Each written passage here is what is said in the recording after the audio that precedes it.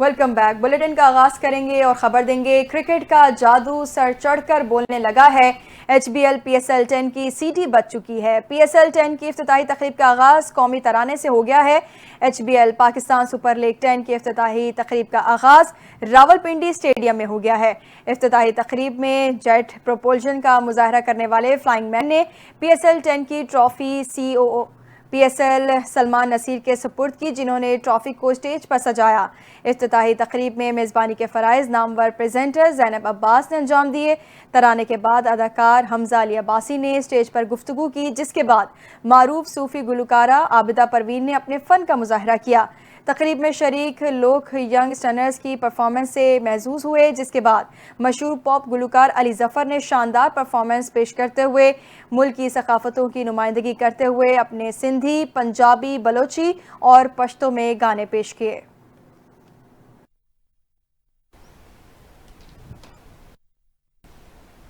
Pakistan cricket board نے Pakistan super league کے 10ویں edition کے لیے انعامی رقم کا باضابطہ اعلان کر دیا ہے۔ پی سی بی کے مطابق پی ایس ایل 10 کا فائنل جیتنے والی ٹیم کو ٹرافی کے ساتھ ساتھ 5 لاکھ امریکی ڈالر تقریباً 14.5 کروڑ روپے کی انعامی رقم دی جائے گی، جبکہ رنر اپ ٹیم کو 2 لاکھ امریکی ڈالر تقریباً 5 کروڑ 61 لاکھ روپے ملیں گے۔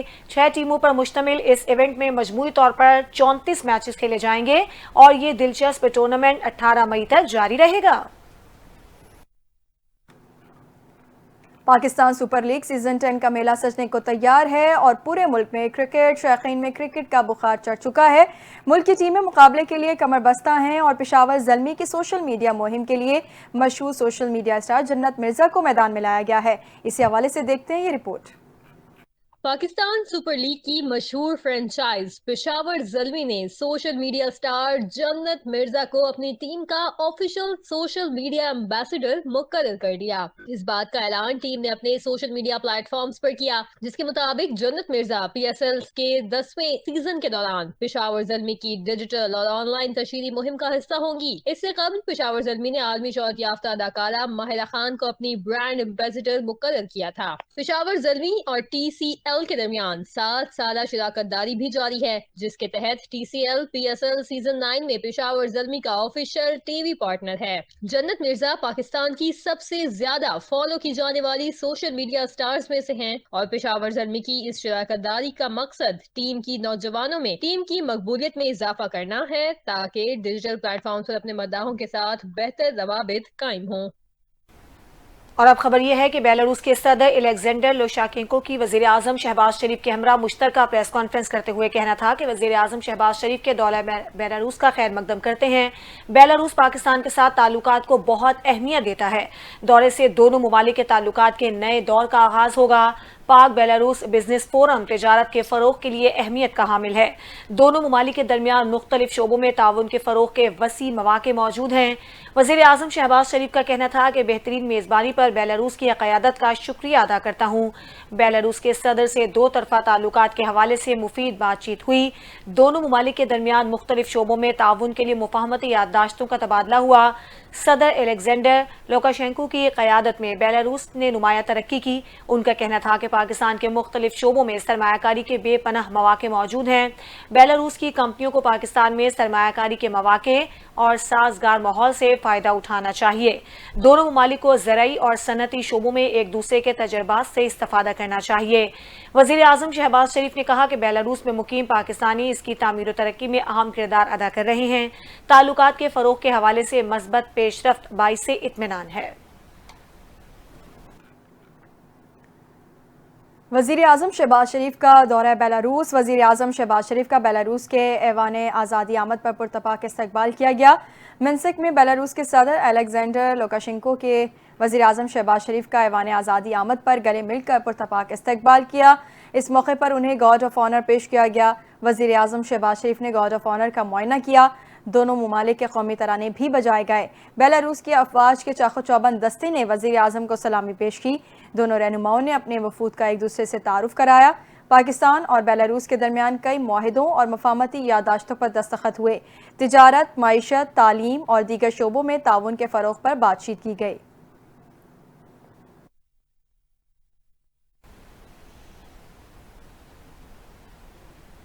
वजीर आला पंजाब मरियम नवाज तुर्की के दौरे पर अनातालिया पहुंच गई। अनातालिया के डिप्टी गवर्नर प्रोफेसर डॉक्टर साद सैयद ओगलो ने हवाई अड्डे पर वजीर आला मरियम नवाज शरीफ का इस्तकबाल किया। ज़राए के मुताबिक तुर्की की खातून अव्वल मोहतरमा अमीन एर्दवान की दावत पर वजीर आला मरियम नवाज शरीफ तुर्की का दौरा कर रही हैं। मरियम नवाज डिप्लोमेसी फोरम के तहत मुनक्किदा बैनुल-अक़वामी कॉन्फ्रेंस में शिरकत करेंगी। वजीर आला मरियम नवाज कल कॉन्फ्रेंस से खिताब भी करेंगी। पंजाब की सीनियर सूबाई वजीर मरियम औरंगजेब भी मरियम नवाज के हमरा हैं। वज़ीर आज़म का दौरा बेलारूस इंतहाई अहमियत का हामिल है। वफाकी वज़ीर इत्तलात अता तारड़ ने बेलारूस में मीडिया से गुफ्तगू करते हुए कहा कि पाकिस्तान की मईशत और खारजा पॉलिसी मजबूत हो रही है। बेलारूस के साथ पाकिस्तान के देरीना ताल्लुकात हैं। अता तारड़ का मजीद कहना था कि बेलारूस के सदर पाकिस्तान को बड़ी कदर की निगाह से देखते हैं। पाकिस्तान और बेलारूस के ताल्लुकात में मजीद इजाफा होगा। विफाकी वजीर खजाना मोहम्मद औरंगजेब ने कहा है कि जुलाई या उससे पहले बिजली के बिलों में मजीद कमी पर काम जारी है। आवाम को रिलीफ देने से मुतालिक विफाकी वजीर खजाना मोहम्मद औरंगजेब ने कहा कि तनख्वाहदार तबके को अगले बजट में रिलीफ देने के लिए प्रोग्राम तरतीब दिया गया है, जिसकी तफसीलात अभी मीडिया को नहीं बता सकते। विफाकी वजीर खजाना मोहम्मद औरंगजेब ने कहा कि तनख्वाहदार तबके के रिलीफ की तफसीलात IMF के पास लेकर जाएंगे। बजट साजी के लिए सरकारी और निजी शोबे से 98% तजावीज़ मौसूल हो गई हैं। बजट तजावीज़ पर हुकूमत और निजी शोबा मिलकर काम कर रहा है। मोहम्मद औरंगजेब ने कहा कि जिन तजावीज़ पर अमल दरामद न हो सका उसकी वजूहात मुतालिका शोबे को बता दी जाएंगी। बजट को असेंबली में पेश करने से पहले मुतालिकीन को बता दिया जाएगा कि किन तजावीज़ पर अमल दरामद हो सकता है। वज़ीर ख़ज़ाना ने कहा है कि 1 जुलाई को बजट हतमी शक्ल में नाफिज हो जाएगा। 1 जुलाई के बाद बजट में कोई तब्दीली नहीं होगी। मकसद बजट पर अमल दरामद के लिए ज़्यादा वक्त देना है।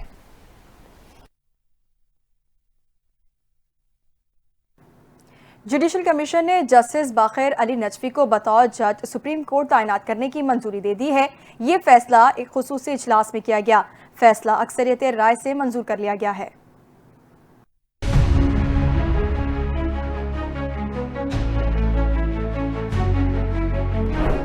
जुडिशल कमीशन ने जस्टिस बाखिर अली नजफी की बतौर जज सुप्रीम कोर्ट तैनाती की मंजूरी दे दी। Chief justice of Pakistan Yahya Afridi की सबराही में जुडिशल कमीशन का 2.5 घंटे तवील इजलास हुआ। इजलास में लाहौर हाई कोर्ट के जस्टिस बाखिर अली नजफी को सुप्रीम कोर्ट में तैनात करने की मंजूरी दी गई। जस्टिस अली बाखिर नजफी की तैनाती की मंजूरी अक्सरियत की बुनियाद पर दी गई है। जुडिशल कमीशन इजलास में और भी कई फैसले किए गए हैं। जस्टिस रिटायर्ड मकबूल बाखिर को सिंध से, बलोचिस्तान हाई कोर्ट से जस्टिस रिटायर्ड नजीर लांगू को तैनात किया गया। हाई कोर्ट से जस्टिस रिटायर्ड शौकत अजीज सिद्दीकी, पेशावर हाई कोर्ट से जस्टिस रिटायर्ड शाकिरुल्लाह जान को तैनात करने की मंजूरी दी गई। जुडिशल कमीशन ने मुत्तफिका तौर पर जस्टिस शुजात अली खान से मुतालिक रिमार्क्स हज़फ करने की मंजूरी दी। PTI के 2 मेंबरान ने जुडिशल कमीशन इजलास में जस्टिस अली बाखिर नजफी की तकर्रुरी की हिमायत में वोट दिया। सुप्रीम कोर्ट ने आर्टिफिशियल इंटेलिजेंस के इस्तेमाल पर गाइडलाइंस तैयार करने की सिफारिश कर दी है। अदालत निज़ाम में आर्टिफिशियल इंटेलिजेंस के इस्तेमाल पर सुप्रीम कोर्ट का 18 सफ़हात पर मुश्तमिल तहरीरी फैसला जस्टिस मंसूर अली शाह ने जारी कर दिया। अदालत ने आर्टिफिशियल इंटेलिजेंस के इस्तेमाल पर गाइडलाइंस तैयार करने की सिफारिश करते हुए कहा है कि चैट GPT और डीप सीक अदालती इस्तेदाद कार बढ़ा सकते हैं। दुनिया में कई जजेस की जानिब से AI के इस्तेमाल से फैसलों में मुआवनत का एतराफ़ किया गया है। सुप्रीम कोर्ट के फैसले में कहा गया है कि AI को फैसला लिखने में, रिसर्च और ड्राफ्ट तैयारी में इस्तेमाल किया जा सकता है। AI सिर्फ मुआविन टूल है। AI एक जज की फैसला साजी का मुतबादिल नहीं हो सकता। फैसले में लिखा है कि AI को किसी सूरत अदलिया में मुकम्मल इंसानी फैसले की खुद मुख्तारी का मुतबादिल नहीं होना चाहिए। AI सिर्फ स्मार्ट कानूनी रिसर्च में सहूलत के लिए है। अदालती इस्लाहाती कमेटी और लॉ एंड जस्टिस कमीशन का गाइडलाइंस तैयार करना चाहिए। गाइडलाइंस में तय किया जाए कि जुडिशल सिस्टम में AI को कितना इस्तेमाल करना है। अहम खबर देंगे। सिक्योरिटी फोर्सेज ने तीमरगरा में खुफिया इतला पर कार्रवाई करते हुए हाई वैल्यू टारगेट समेत 2 खवारिज को जहन्नुम वासिल कर दिया है। पाक फौज के शोबा ताल्लुकात आमा ISPR के मुताबिक धीर के इलाके तीमरगरा में खुफिया इतला पर सिक्योरिटी फोर्सेज ने कार्रवाई की, जिसमें फितनाल खवारिज के 2 दहशतगर्द हलाक हो गए। ISPR के मुताबिक कार्रवाई में हाई वैल्यू टारगेट हफीजुल्लाह मारा गया है। دہشت گرد حفیظ اللہ سیکیورٹی فورسز سمیت معصوم شہریوں پر حملوں میں ملوث تھا۔ شعبہ تعلقات عامہ کی جانب سے جاری بیان میں بتایا گیا کہ حفیظ اللہ قانون نافذ کرنے والے اداروں کو انتہائی مطلوب تھا۔ حکومت نے دہشت گرد حفیظ اللہ کے سر کی قیمت 1 کروڑ روپے مقرر کی تھی۔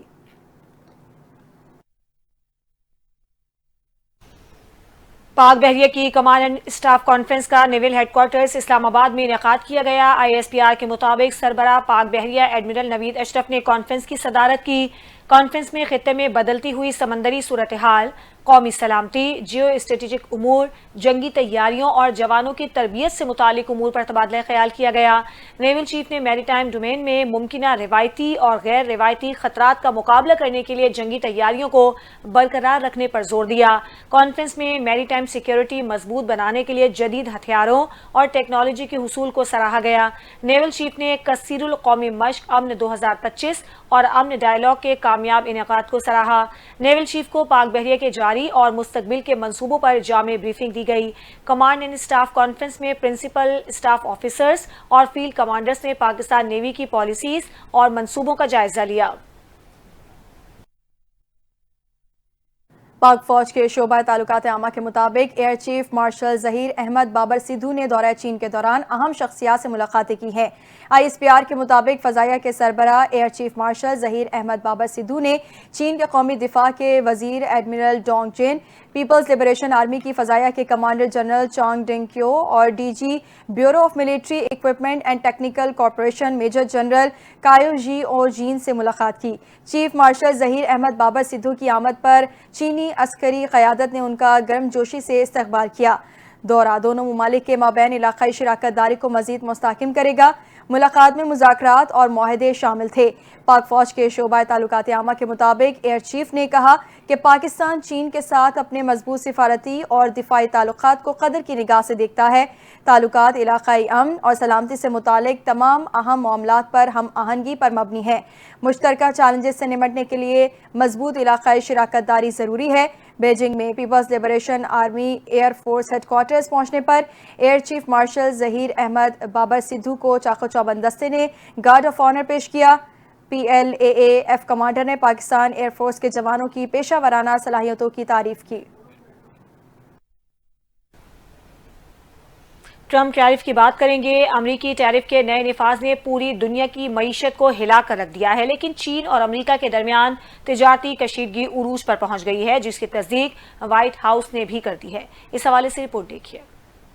امریکہ اور چین کے درمیان تجارتی کشیدگی میں شدت آ گئی ہے، کیونکہ وائٹ ہاؤس نے تصدیق کی ہے کہ چین سے درآمد ہونے والی مصنوعات پر مجموعی امریکی ٹیرف اب 145% تک پہنچ چکا ہے۔ صدر ڈونلڈ ٹرمپ نے گزشتہ روز اعلان کیا تھا کہ وہ چینی مصنوعات پر نیا ٹیرف عائد کر رہے ہیں، جو 125% تک ہوگا۔ تاہم وائٹ ہاؤس کی وضاحت کے مطابق یہ نیا ٹیرف پہلے سے لاگو 20% ٹیرف کے علاوہ ہے۔ چین سے فینٹینل جیسی خطرناک منشیات کی اسمگلنگ پر دباؤ ڈالنا تھا، جبکہ 125% ٹیرف کو جوابی اقدام کے طور پر نافذ کیا گیا ہے۔ دوسری جانب چین نے بھی سخت رد عمل دیتے ہوئے خبردار کیا کہ اگر امریکہ نے اپنی روش نہ بدلی تو وہ آخر تک لڑنے کو تیار ہے۔ چینی معیشت پر اثر ڈالے گا، بلکہ امریکی صارفین کے لیے بھی قیمتوں میں اضافہ اور مہنگائی کا باعث بن سکتا ہے۔ صدر ٹرمپ نے 90 دن کے وقفے کا اعلان بھی کیا، جو کہ کینیڈا، میکسیکو اور دیگر ممالک پر عائد جوابی ٹیرف پر لاگو ہوگا، لیکن چین پر فوری طور پر نیا ٹیرف نافذ ہو چکا ہے۔